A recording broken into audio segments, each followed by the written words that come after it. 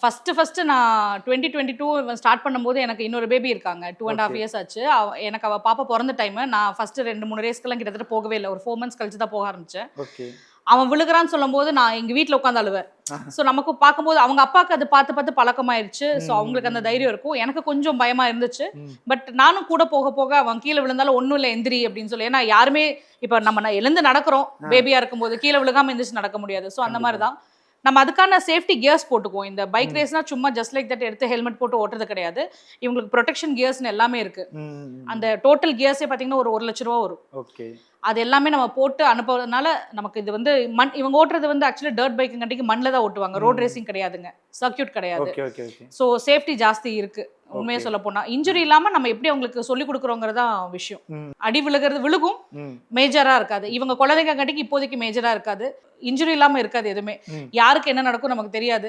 நம்ம சேஃப்டி கொடுக்க வேண்டியது நம்ம கடமை. நம்ம எல்லாமே கொடுத்துட்டு இருக்கோம். ரொம்ப ஓவர் பேம்பரிங் பண்ற பேரண்ட்ஸ்க்கு நீங்க சொல்ல வருவீங்க? எல்லா குழந்தைகளும் எல்லா பேரண்ட்ஸ்க்கும் பேம்பர்ட் கிட்ஸ் தாங்க.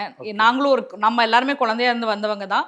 கீழே விழுந்தா நம்ம பெருசா எடுத்துக்காம இன்ஜுரி ஆகத்தான் செய்யும். பட் அதை பெருசா எடுத்துக்காம அவங்களுக்கு சொல்லி கொடுத்து பயம் கொண்டு வரக்கூடாது குழந்தைகளுக்குள்ள. ஏன்னா இது கரெக்டான ஏஜ், அவங்க கத்துக்கிற வயசு.